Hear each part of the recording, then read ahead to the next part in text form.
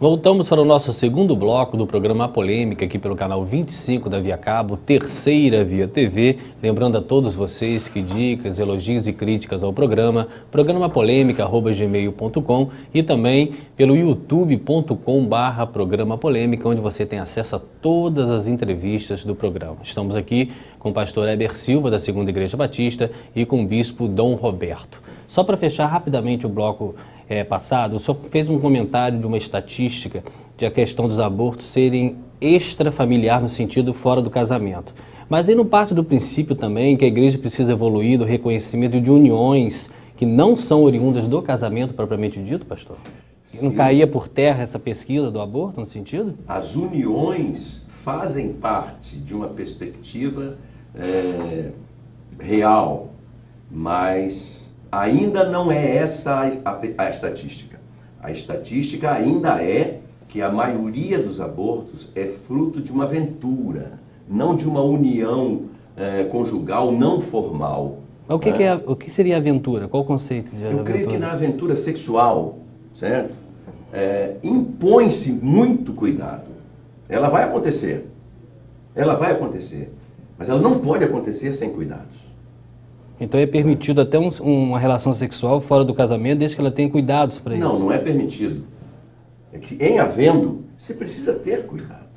O que não pode Então continuar... a gente ainda entra no direito então dos contraceptivos, das proteções. O que não pode acontecer é essa pesquisa ser tão nociva para com a sociedade, ser tão dura com a sociedade, em dizendo que a maioria das mães que vão ao aborto, elas vão sozinhas, elas estão sozinhas. Não é uma família não nos moldes formais. Já é muito diferente. E crianças, meninas, não é? Isso é uma violência muito grande, muito maior do que só o aborto. Não é? Então a tese do aborto, essas bandeiras, elas estão muito sutilmente empanando outros graves perigos aos quais a sociedade está exposta.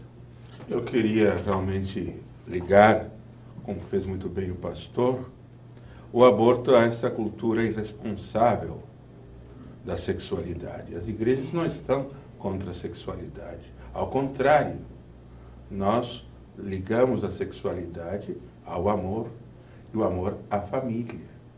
A vida tem que ter um santuário, que é a família. Quando nós começamos o desagregamento, separando a união sagrada, o casamento civil, depois separando do casamento o amor, depois separando a reprodução, o ato sexual do amor, e finalmente a reprodução sexual separada do homem e da mulher. Bom, isso é bom para a espécie humana? Não, não é bom. Isso é uma desagregação que leva a pessoa a ser um objeto. Então parte do princípio... Nós queremos uma cultura centrada na vida, da dignidade da pessoa, no amor entre as pessoas. Quando duas pessoas não se amam, evidentemente a vida se torna algo que vem incomodar. Descartável. Então a relação sexual aí não parte do princípio de uma necessidade física de prazer em si? Não é a única. Nós não somos animais.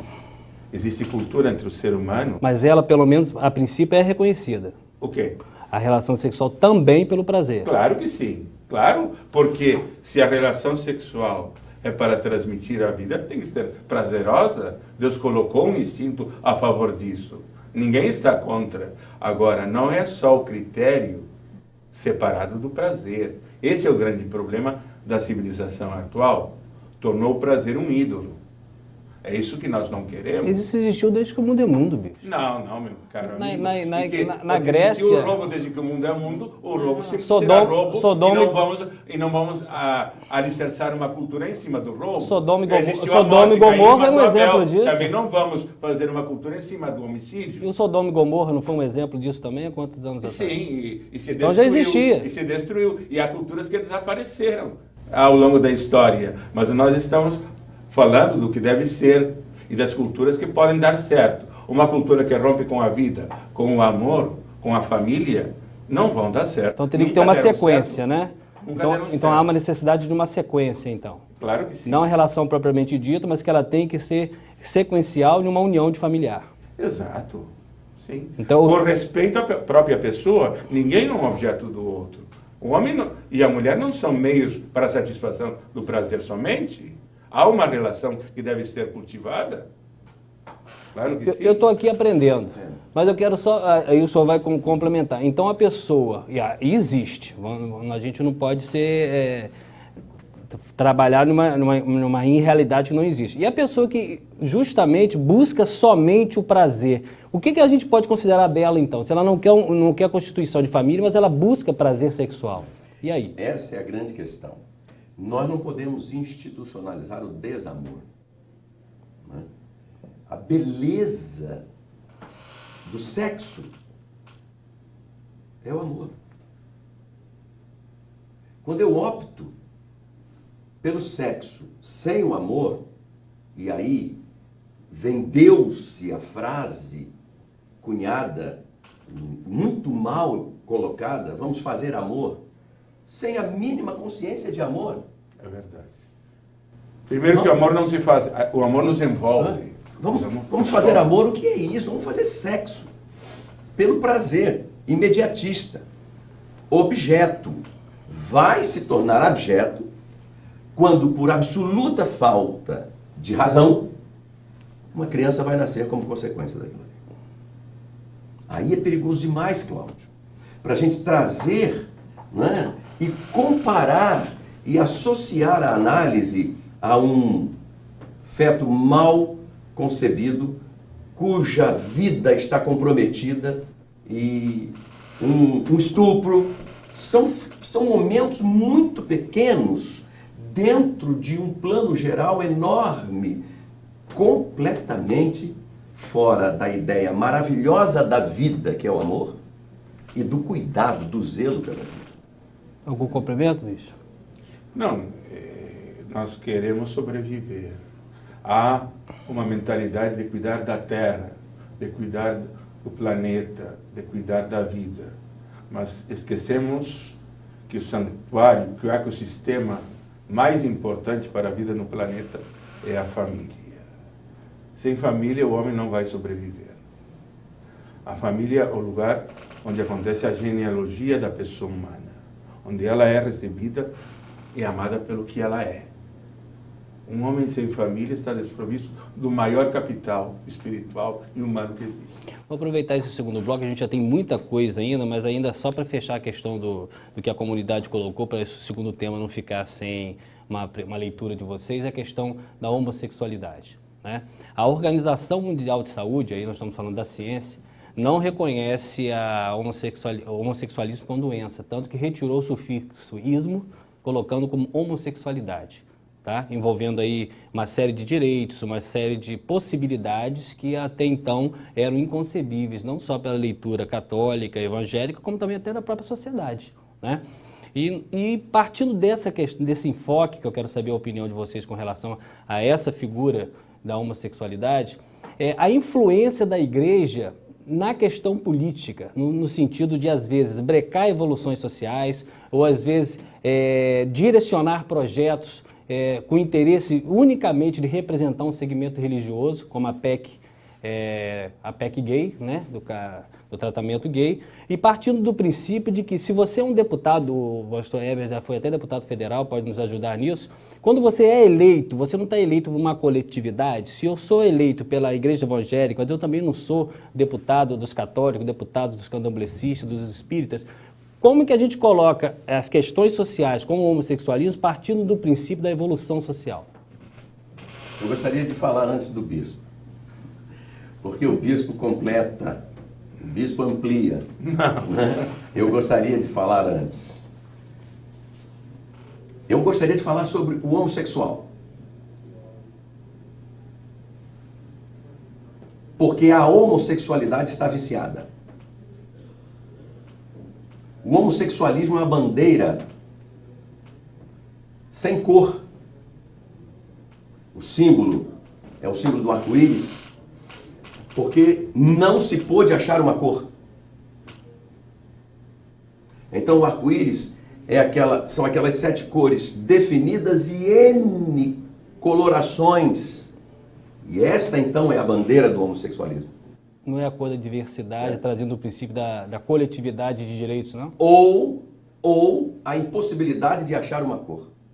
Essa ideia da bandeira, essa ideia do hino, essa ideia da marca, da identidade, ela está camuflada no homossexualismo, traduzido na homossexualidade. O homossexual é uma pessoa que tem livre-arbítrio, é uma pessoa que quis fazer do seu prazer sexual algo alternativo, é uma coisa. A bandeira do homossexualismo ou da homossexualidade, nos teores que estão ganhando, olha, são coisas muito diferentes, Cláudio. Por isso que eu pedi para falar antes do bispo, né? Porque me custa muito caro, com preciosidade de sinceridade pastoral e obrigação de missão e respeito à missão, amar, respeitar, conviver, servir a homossexuais. Me custa como pessoa, uma pessoa humana, um cidadão que é um pastor, que tem uma missão, admitir as bandeiras como elas estão sendo colocadas. Não é? Elas estão sendo colocadas de uma forma extremamente maldosas. As bandeiras, não as pessoas. Nós, inclusive, fazemos sempre a distinção entre ato homossexual, que intrinsecamente é mau, o ato genital homossexual, está na Bíblia, está na Palavra de Deus.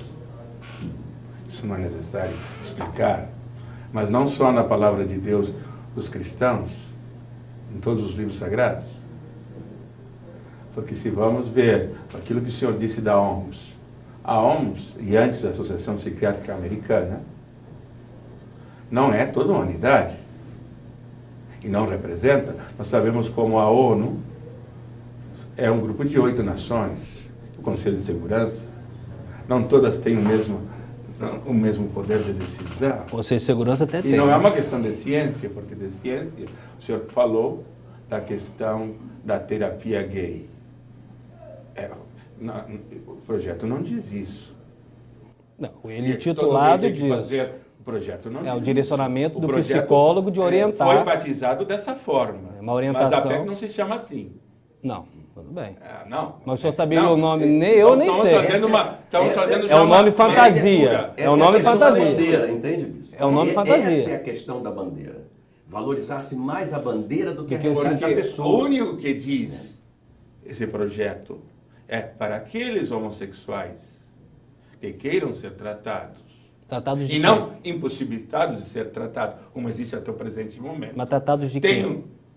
Querem ser heterossexuais plenamente, ponto. Então a homossexualidade seria uma enfermidade, existe a então. possibilidade de tocar de sexo? Existe ou não existe aqui? Cirurgia ablativa? Sim, então. Uma pessoa não pode decidir, não, olha, eu estou me sentindo mal com essa tendência, eu não quero mais. Ele não pode ser tratado. Não, alto aí, você não pode dizer que seja doença, você não pode ser tratado disso. Olha, então partindo do princípio de entender. Gostaria de questionar isso. Então Se vamos... a ciência é tão monolítica assim, que até o Freud considerava, o grande mestre, considerava a homossexualidade uma etapa que havia que ser superada. Aí o senhor já está usando a ciência, quando no bloco passado o senhor usou a fé. Como? Agora o senhor já está valorando a ciência. Decisão da ciência. Eu estou relativizando só como o senhor colocou, porque isto é um ditado da ciência, porque a OMS chegou a isso alto aí. A OMS é uma organização política. Não houve um consenso científico de todas as comunidades científicas, de todo mundo, acerca da homossexualidade. Houve sim nos Estados Unidos, que é onde surgiu a bandeira da homossexualidade e o Dia do Orgulho Gay. Perfeito. Olha, nós não estamos contra nem a pessoa do homossexual, que deve ser valorizada, estamos contra a violência contra os homossexuais. São pessoas humanas. Devemos distinguir o que eu estava fazendo entre ato, tendência e condição. A condição não podemos criminalizar uma condição. Evidente que não. temos que aceitá-la, amar os homossexuais. O Papa foi muito claro agora. Se querem buscar a Deus, quem somos nós para excluir das nossas comunidades? Ao contrário, a Igreja Católica tem uma pastoral com as pessoas homossexuais, como tem outros tantos grupos de diversidade católica. Agora bem, isso, veja, não diz respeito ao ato genital em si, e muito menos a homologação de considerar duas pessoas do mesmo sexo uma família. Isso por razões, evidentemente, de direito natural, criacional, não depende da minha fé, nós não podemos aderir a isso. Agora que vamos respeitar, vamos amar os homossexuais, são nossos irmãos, tudo bem. Isso, claro, não seria religioso se não os amasse, é uma parcela do meu povo que tem todo o direito a participar na igreja. Agora, outra questão é casamento gay, outra questão é, digamos, de excluir a possibilidade de uma pessoa dizer, olha, eu me sinto mal, eu não posso ser tratado com outra orientação. Isso aí é uma inquisição, é uma forma de uma nova inquisição. Então, nós temos um minutinho, só fechar essa questão. Parte do princípio de poder ir e se mostrar desconforto e querer outra orientação, partimos do princípio, então, que ainda consideramos a homossexualidade como um distúrbio, uma enfermidade. Nós temos um minutinho. Eu creio que alguém entrou numa aventura sexual e a partir daí não se sentiu bem, tem o direito de retornar. Tem o direito. Não pode estar sob uma ditadura ou sob uma inquisição, como falou o bispo. Ok. Nós estamos aqui com a grata presença do bispo Dom Roberto e do pastor Heber Silva, da Segunda Igreja Batista. Nós vamos ao intervalo e voltamos para o nosso último bloco.